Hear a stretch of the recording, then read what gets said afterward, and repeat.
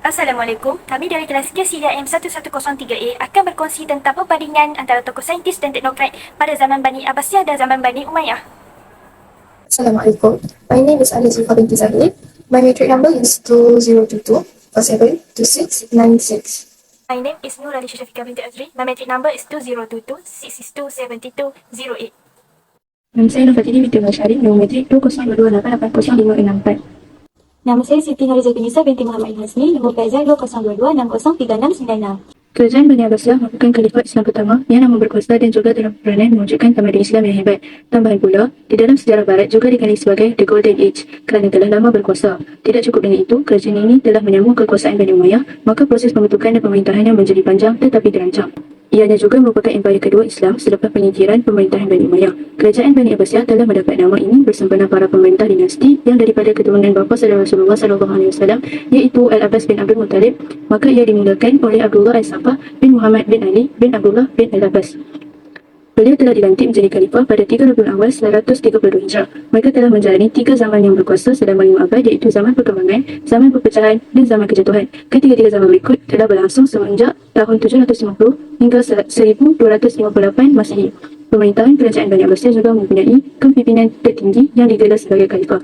Pada tahun 1258 Masihi, kerajaan ini akhirnya telah berakhir pemerintahannya selepas dihancurkan oleh tentera Mongol, Hulagu Khan, dan pada ketika itu kerajaan ini diketuai oleh Khalifah Abu Ismail Muhammad Al-Muqtasim. Kerajaan Bani Umayyah merupakan kerajaan khalifah Islam pertama selepas wafatnya baginda Rasulullah SAW.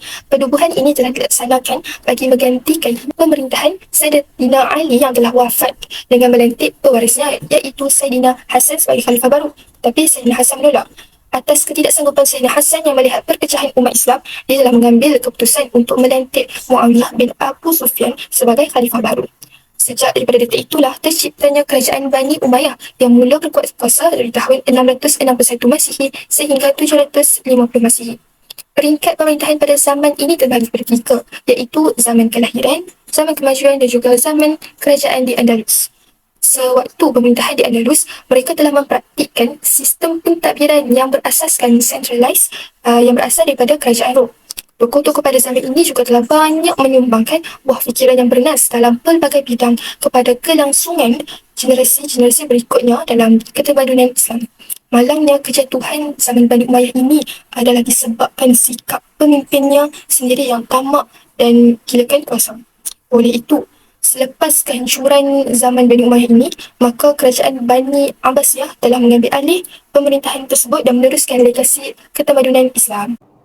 Latar belakang zaman Abbasiyah. Awal kebangkitan intelektual setelah revolusi Abbasiyah pada 750 Masihi. Al-Khwarizmi, cipta asas Al-Kibra, Ibnu Al-Haytham, bidang optik, Ibnu Sina, sumbangan perubatan dan falsafah, Jabir Ibn Ayyam, iaitu bapa kimia, sumbangan penting dalam kimia. Sokong kerajaan dan kepelbagaian masyarakat dorong kemajuan sains. Pada zaman Umayyah pula, Khalid bin Yazid, sokong perkembangan ilmu pengetahuan. Abu Al-Aswad, sumbang dalam bidang matematik.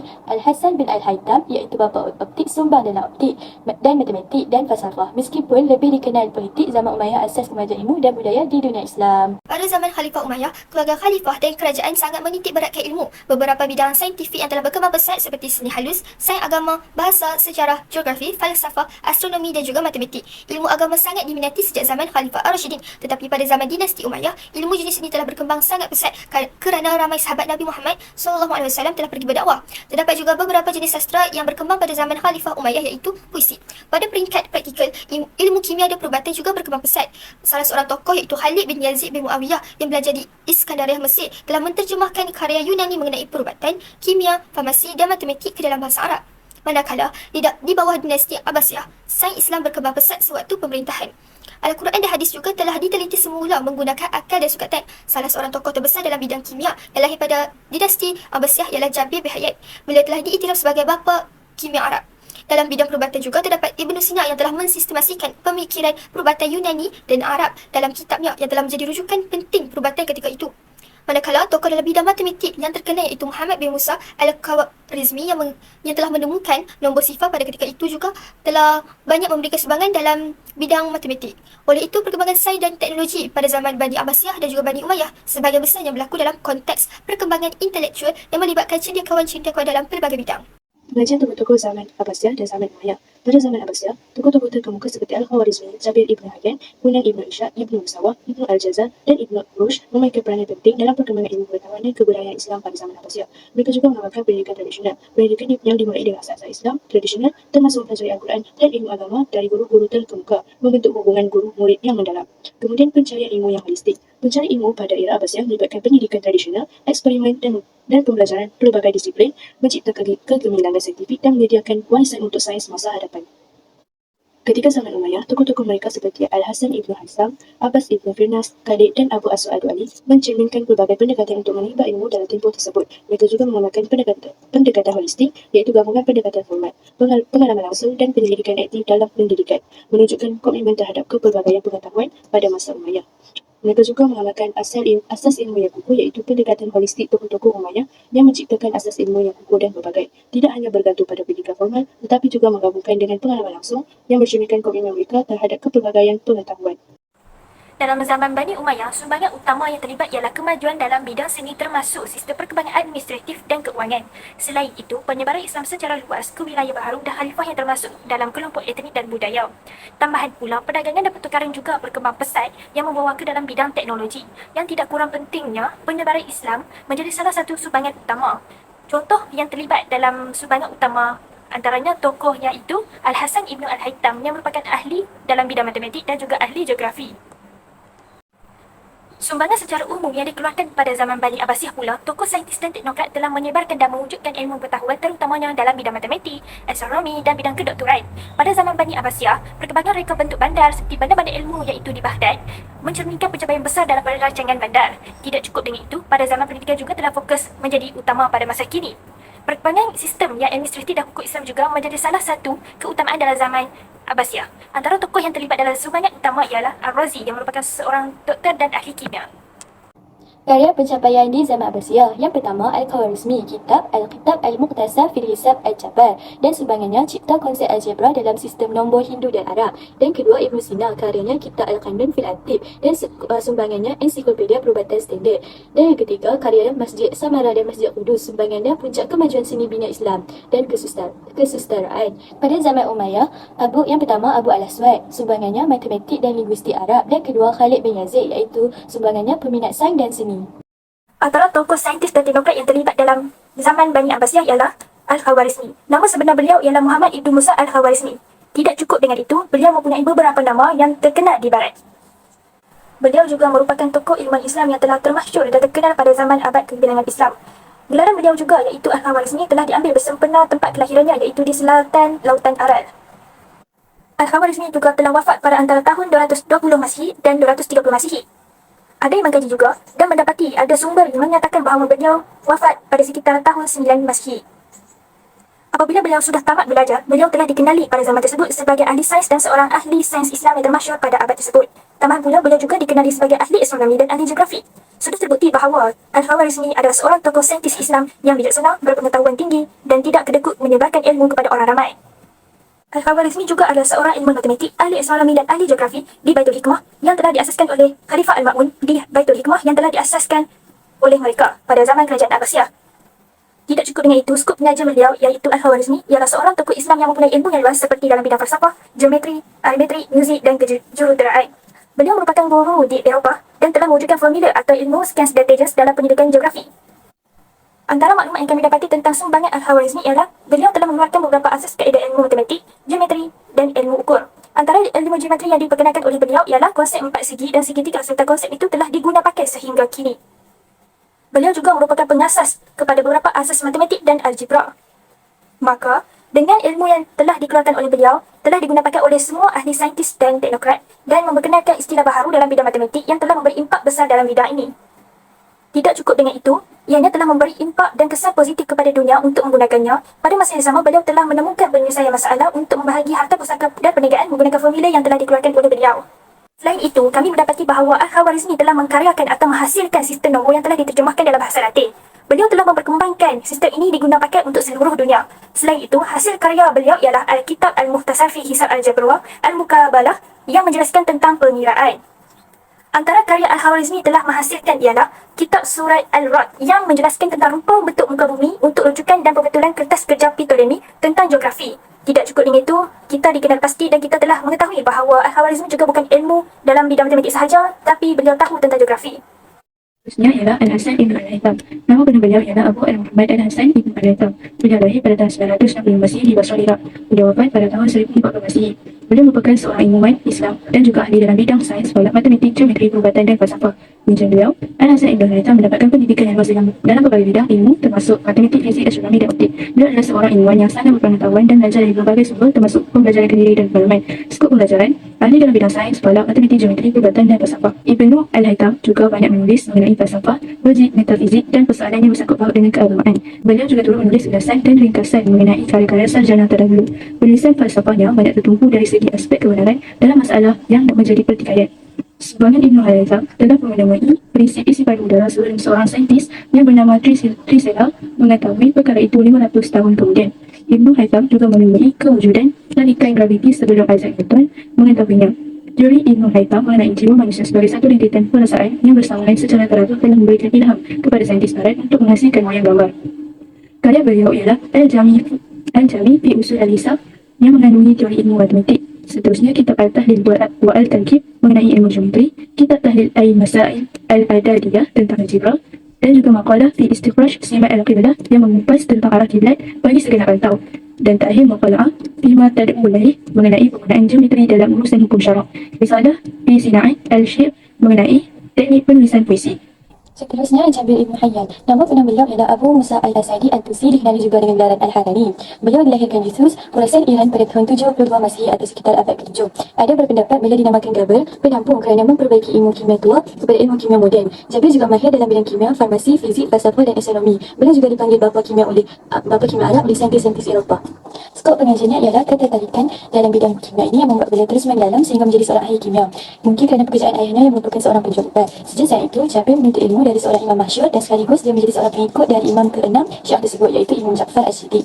Jabir Ibn Hayyan adalah seorang ahli kimia di Iraq abad ke-8. Beliau terkenal kerana sumbangannya kepada pembangunan eksperimen dan kaedah kimia. Beberapa pencapaian termasuk penemuan dan penelitian logam, penggunaan sistem penomoran yang berkaitan dengan jisim atau atom, eksperimen untuk memahami sifat-sifat bahan kimia dan penulisan kitab Al-Kimia. Jabir turut memberi banyak sumbangan dalam bidang permurnian logam, penyediaan baja, campuran kimia tekstil, segi kaca cair, menyamakan kulit binatang dan kain lapisan penghalang kebocoran air. Keunggulannya sebagai ahli kimia dapat dilihat seperti penggunaan magnesium dioksida dalam industri kaca dan penggunaan tawas dalam membantu menstabilkan wanita.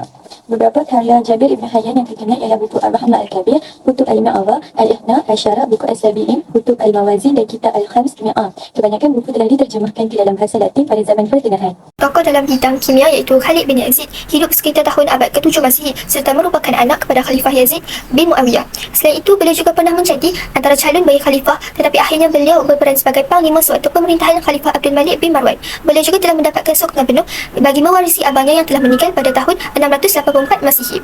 Khalid juga merupakan sosok yang mempunyai pendidikan yang tinggi dan dipandang sebagai seorang tokoh ilmuwan pada masa tersebut. Ia meminati bidang kimia, matematik, astrologi tetapi lebih dikenali sebagai ahli kimiawan. Beliau juga telah melantik penterjemah bagi menterjemahkan karya klasik Yunani ke bahasa Arab supaya dapat menyebarkan pengetahuan ke seluruh dunia. Sebahagian besar penulisan mengenai kimia telah dikaitkan dengan beliau, termasuklah beberapa puisi mengenainya. Terdapat juga beberapa karya al-kimia Arab yang dipercayai telah ditulis oleh Khalid, tetapi ia kemudiannya diterjemahkan ke dalam bahasa Latin dan dikaitkan dengan nama Latin Al-Charid. Di antara karya-karya itu ialah The Book of Composition of Alchemy. Terjemahan ini telah dicapai oleh Robert of Chester pada tahun 1144. Seterusnya, tokoh yang terlibat dalam zaman Bani Abbasiyah seperti yang dipaparkan ialah Hunay bin Ishaq atau dikenali sebagai Hunay. Beliau juga merupakan tokoh ataupun ahli saintis yang terlibat dalam bidang perubatan kimia.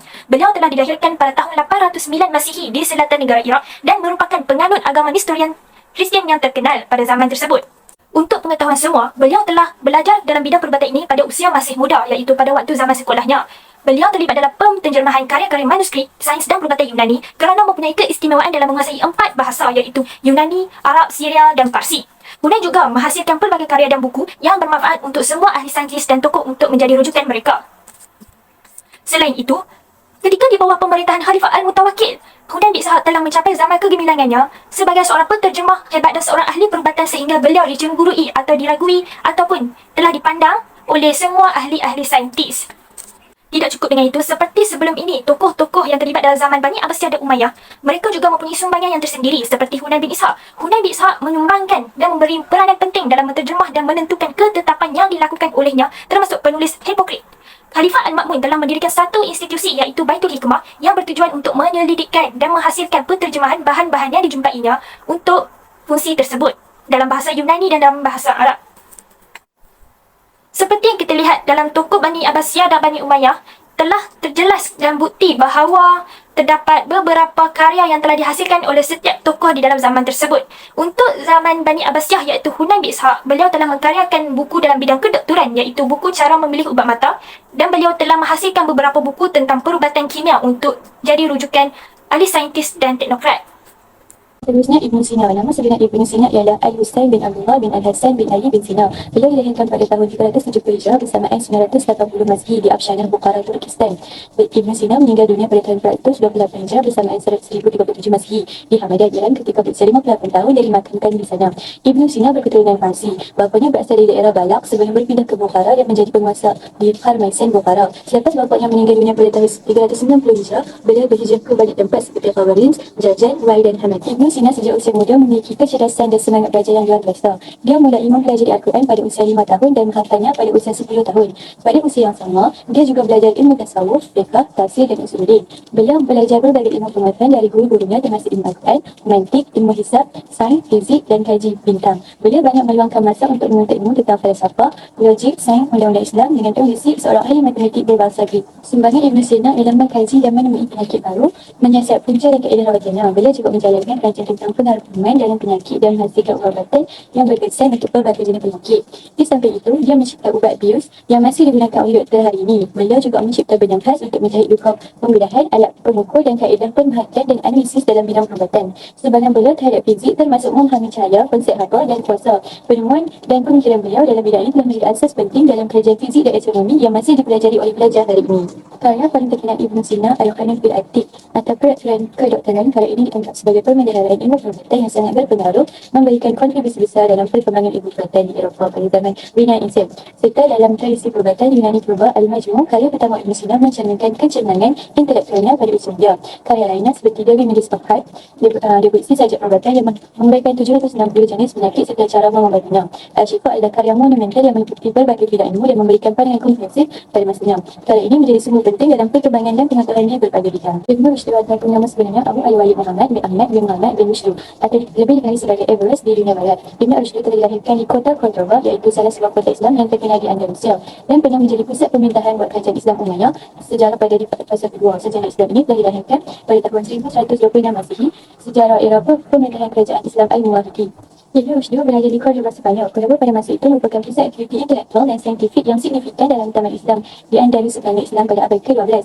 Ibn Rushd belajar di persekitaran intelektual kota yang kaya, dan dari situ beliau berkembang menjadi seorang ulama yang memainkan peranan penting dalam sejarah falsafah dan sains Islam. Beliau adalah seorang ahli falsafah yang mengkaji dan mengembangkan pemikiran dalam falsafah, terutama dalam penggunaan dalil agama dan rasionalitas. Selain itu, dia juga memiliki pengetahuan yang mendalam dalam bidang perubatan, matematik, astronomi dan undang-undang, memberikan sumbangan yang signifikan dalam perkembangan ilmu pengetahuan dan pemikiran. Beliau menggabungkan falsafah Yunani klasik dengan tradisi intelektual Islam, membawa pemikiran rasional dan logik ke dalam pemahaman agama. Sumbangannya dalam bidang falsafah dan undang-undang telah memberikan pengaruh yang besar pada perkembangan dan pemikiran barat. Beliau juga memiliki sumbangan dalam bidang perubatan dan matematik.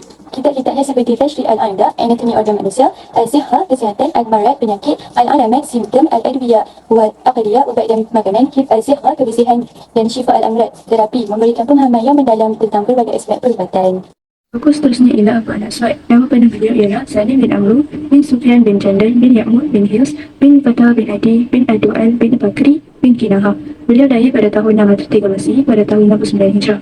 Abu Al-Aswad wafat di Basrah pada usia 85 tahun akibat penyakit taun. Abu Aswad Ad-Du'ali telah meninggalkan 4 orang suria, iaitu Atta dan Hab beserta 2 orang anak perempuan.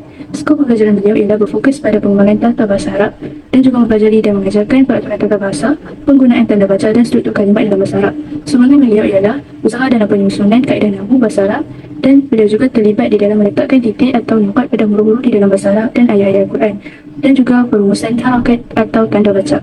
Karya beliau ialah Kitab Al-Khalil. iaitu merupakan kamus bahasa Arab utama yang dikompilasi secara sistematik. Karya ini menjadi dasar penting dalam mempelajari bangsa Arab.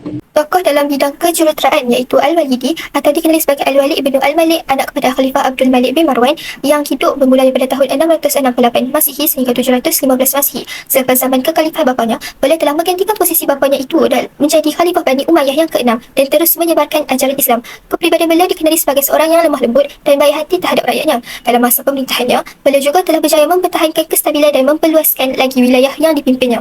Beliau mempunyai rasa minat yang besar dalam bidang kesenian dan sastra. Kecintaan beliau dalam bidang seni telah membawanya menyelusuri bidang seni bina yang mana telah mencipta banyak pembangunan yang gah. Semasa zaman pemerintahannya, beliau banyak mendukung penulis dan penyair yang ingin berkarya juga. Sebagai yang beliau lakukan seperti mengambil peluang dalam memperbaiki Masjid An-Nabawi dan mengubah sebuah gereja yang dibelinya menjadi sebuah masjid yang kini dikenali sebagai Masjid Umayyah. Beliau juga telah menyelesaikan pembinaan Masjid Al-Aqsa dan Masjid Agung Damaskus yang membuktikan kehebatan beliau dalam bidang kejuruteraan. Sebagai-sebagai lain yang dilakukan beliau termasuklah membina jalan raya, membuat pergi untuk rakyat dan juga mendirikan fasilitas awam.